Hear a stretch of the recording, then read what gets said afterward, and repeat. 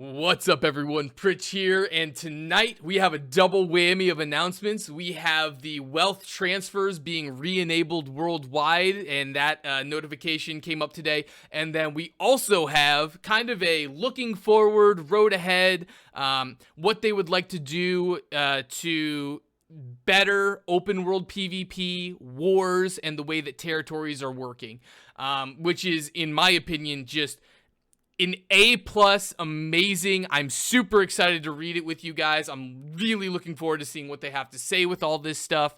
And I'm personally really happy that something that is forward-looking and showing that they are very interested in making the game a good game. Like, they are not rolling over and dying.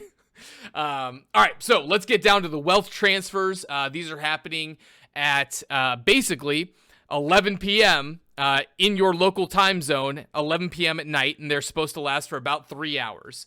So these are going to be staggered, obviously, depending on your time zone, and should last around 3 hours.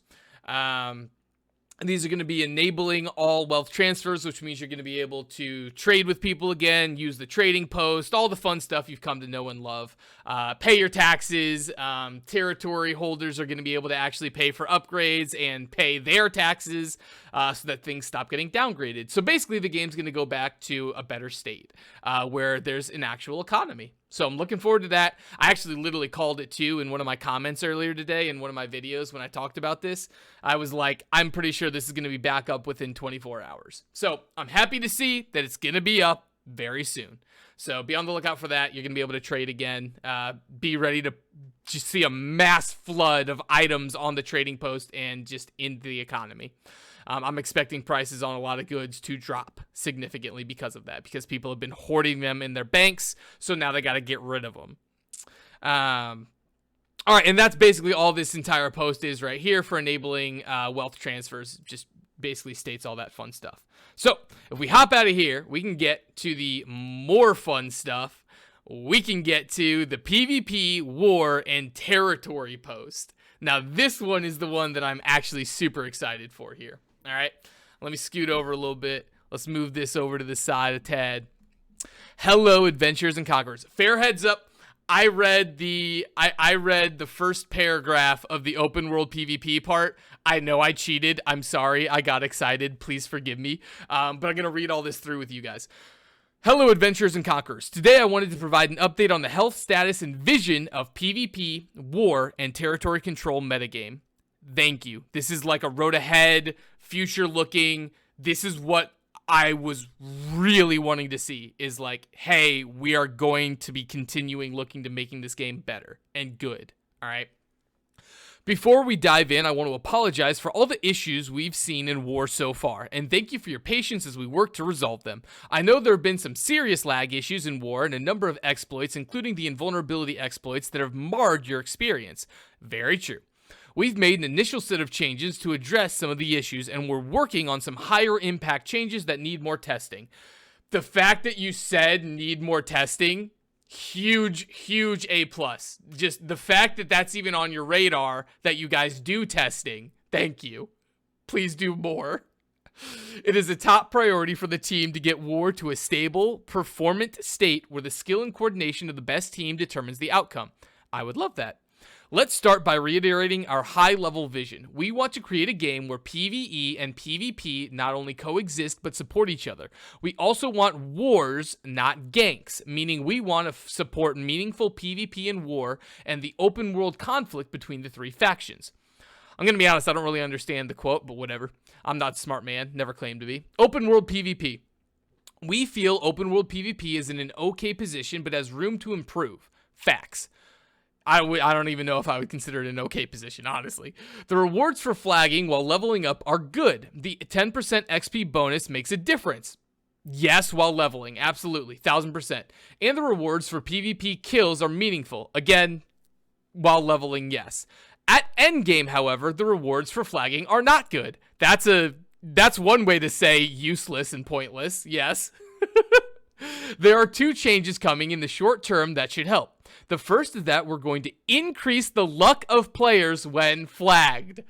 Hallelujah! Luck is coming to PvP, boys. There are going to be so many people flagged now doing Merkguard, doing Reekwater, doing Eden Grove. Like, oh my gosh. PvP is back. Open world PvP because of this change. This has been what everyone has been begging for. They're listening. I love it. Thank you. Thank you.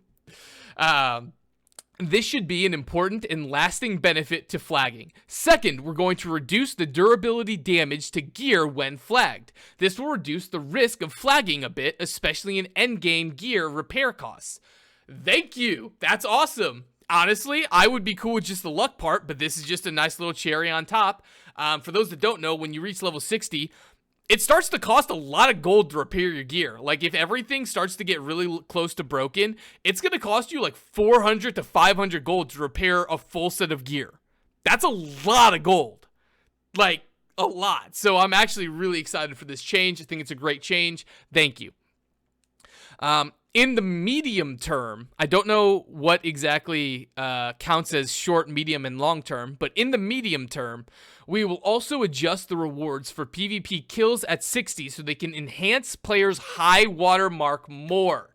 Yes! Dude, PvP, open world PvP, back on the menu. It's relevant, you're getting luck, you're getting less durability when you die, and on top of it, you're getting watermark. Boom. This is amazing. I love it. Longer term, expect a new open world activity that flagged players can participate in. We hope spurs and rewards more smaller scale engagements across Eternum. Heck yeah. Events and things in the game you can only do if you're flagged. I love it. I absolutely love it. 10 out of 10. Everything in that paragraph made me happy and was a huge looking forward in the right direction. In addition to rewards, we understand there are some gameplay issues with open world PvP. Some? There's a laundry list, dude. Currently, it's hard to know whether players in your faction are flagged or not. Facts. This can make it difficult to know whether you have backup. Whether you have backup and asses. Oh, wait, no, it's assesses. I'm not gonna lie, I thought that said asses. Whether you have backup and asses. Whether you back up and assess whether you should engage or not. We're aware of this issue and working on fix. We also understand combat tactics can be difficult since the visuals for all area of effect spells are the same. Facts. So it's difficult to know whether a spell is from an ally or an enemy. Yes, especially ice storms. Or sacred grounds. Or beacons. Unfortunately, this is not a trivial fix. It will require a significant code update and numerous asset changes. While we agree this is an issue, this will take substantial work and investigation and will not be resolved soon. I appreciate the acknowledgement and you saying, look, it's going to take a huge code overhaul. What is missing, the final part I want to see, just the final part to add on would just be, but we will do it. We will work on it. We will make it better. Like something that says, but we will fight through that, right? That's the only part I'm missing, right? Because what this paragraph says is, hey, it would be really hard, so don't know if we're really going to do it or not, right? That's not super helpful. It's better than nothing, and I appreciate that you acknowledge it, so thank you for that. All right, War. As stated above, the lag and exploits in War have hurt the experience. Facts. With the patch coming out this week, most of the major issues should be resolved. You said that last time, and then nothing happened, so I'll believe it when I see it. There have been some complaints about War happening too often. There's a 24-hour cooldown between wars, and with the War windows, that means War happens at most every 2 days per territory.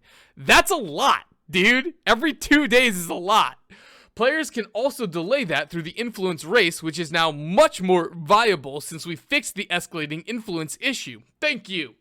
Basically, offensive people could gain way more influence than defensive people, which was stupid. Overall, we think a war every 2 days is a good cadence. I would prefer 3 to 4 days minimum. Just throwing that out there. I would actually prefer 4 days minimum.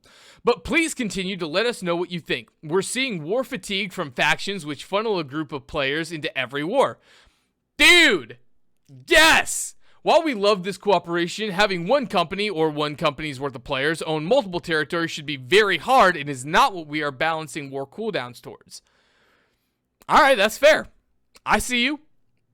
You know, that kind of sucks for the people that kind of want to go hardcore and want to own multiple territories or help defend every war or whatever. But, you know, because right now, right, most companies that own a territory want and need the assistance of allies to actually get 50 people in the war. So at least that's the way it is on our server. Maybe it's different for your guys' servers. I'm on like a normal medium-sized server. Magmel isn't like the biggest of the biggest, but like we got a lot of people in it. So, but we still have to constantly coordinate a bunch of people through into the wars, especially if we want to win. All right. We're also continuing to review balance within wars. Defenders are winning more often than attackers, which is what we want. Currently, defenders win around 80% of wars. I'm actually going to be honest. That's actually a solid statistic. Like I would almost want it to be 80%. Like if I was to pick a number, right? We want to reward defending companies that build up their ranks and upgrade their force, but we will keep an eye on balance as we resolve the major exploits to make sure that both sides have a fighting chance. I mean, honestly, I actually really love the way wars are set up. I do. I like that it's harder for offense. I mean, straight up, it should be. We know that communication and coordination in war is not optimal at the moment. It's hard to know what roles participants in wars have chosen, so it makes coordination difficult. We will begin investigating ways to address these issues, but don't have anything planned in the near term.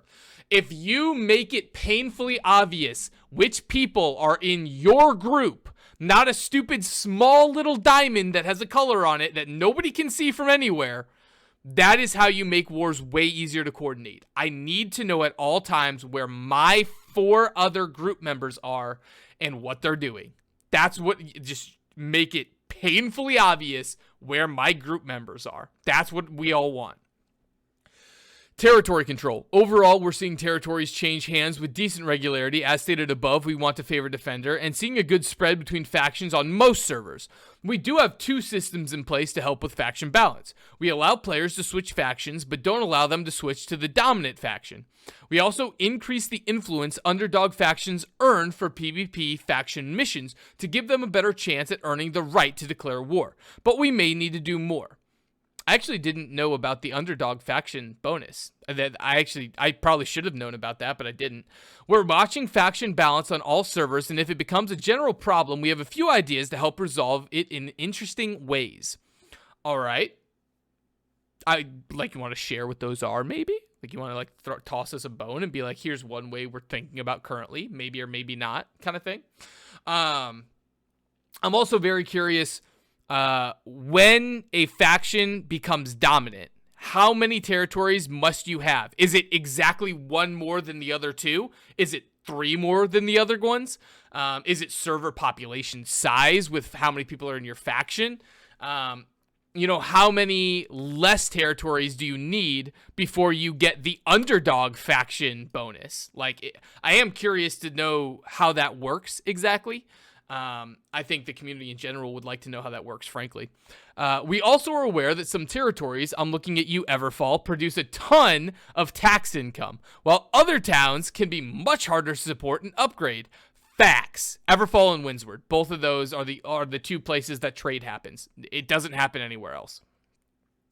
These changes serve 2 purposes.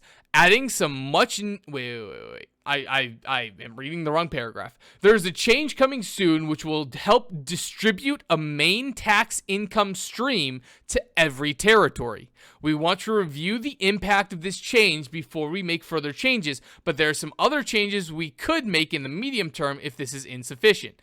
Again, dude, stop saying... Okay, stop being vague. Stop saying that there are some changes and we're testing others.